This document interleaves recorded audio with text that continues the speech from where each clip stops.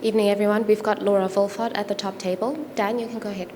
Congratulations. It could have been a real banana skin kind of game, this host country.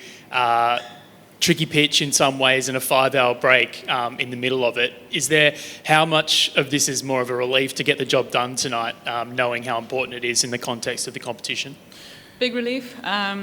I think especially after that 5-hour break, I think we looked a bit nervy when we came back on the field, a couple of missed fields. So I think we did a great job of sort of regrouping mid-innings and getting those wickets near the end. But yeah, like you said, especially after our last game against the subcontinent side where we found ourselves in a bit of trouble, it was nice to have a convincing win against a similar sort of side. For you personally, you play Pakistan in a few days' time at the same venue, so how important was it, to get a few out of the middle of your bat and to build a nice little innings for yourself as well? Very nice. Obviously, it hasn't been the best tournament for me overall, so very nice to hit a few. Obviously, reduced games, so I just sort of thought normal T20 plans. So Taz and I just went out as if it was a normal T20, and both got off to decent starts and just kept going. So. Yeah, we saw how you managed with the bat, and that was a phenomenal innings given the conditions. But with the ball, when you come out, two of your best bowlers, your lead bowlers, you can't use them. Suddenly you've got 8 overs left to bowl, which is pretty much the death overs in a normal T20 game. And you've got to kind of think on the fly. So what were some of the plans that you guys had developed, especially with the wet ball? Yeah, that was a little bit tricky, especially because Kapi and Plas are usually quite big for us in the death. So we had to sort of go to the left arm spinners, which we don't do too often, too late in a game. But I thought they bowled brilliantly. I thought Nkuleko's last over at the death was very good. And Nadine's last over with those Yorkers was good as well. We knew we could bowl just the 2 left-armers and Nadine, and we had the off-spin as well if the left-handers were still in. We obviously got the left-handers out early, and then I just stuck to the 2 left-arm spinners in the seamer, and that ball was like a bar of soap, so they did really well to grip it at the end there. What were some of the conversations with, speaking to Malaba, because obviously bowling spin at the death is not a conventional strategy, and especially when the ball is this wet. Was she confident in taking that on? Did you have to convince her? How did that go? No, she was confident. Lefty loves a challenge. She almost. I asked her the other day what's her favourite face to bowl, and she said probably the death. She said she really likes it when the batters come at her, sort of challenges her and gets her into like a very competitive zone. And I thought she bowled very well today, so it was awesome.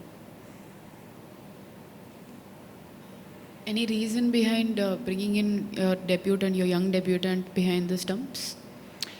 Just a change. I think KB Karabu, who came in, has been amazing for us for a very long time. Very young as well, so we just thought it was a good game to give her some World Cup exposure. I thought she was excellent, had a really good take behind the stumps as well, so great game for her. Laura, all out for 69 in the first game and 4 consecutive wins, especially against India. So how did you bounce back as a team, and what are the conversations in the dressing room? After that game, we just kind of said to ourselves that we know we're a lot better than that and just wanted to forget about it as quickly as we could. I think in these tournaments, you have to have a short memory with things like that. You have to take your learnings, maybe think about what you could have done better the next couple of days, but then totally switch off from it and focus on the next game, which I think we've done really well this competition so far. And it seems like in every game that you guys have played, you've come across different challenges and you've found ways to overcome them. Today, obviously, with the wet balls and the rain and so on. How does that sort of develop your confidence as a team to handle whatever is thrown at you, especially now that you've got one foot in the semi-finals? It's been great.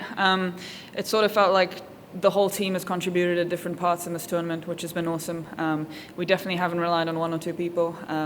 Whether it's Nadine and Chloe getting us out of a hole or, me and Taz batting well today, the whole bowling unit has been amazing, and I think our fielding has been pretty decent as well throughout the tournament.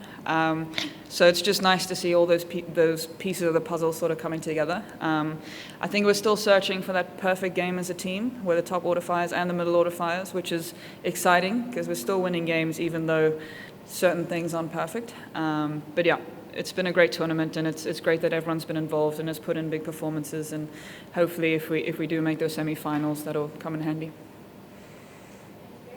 Thanks.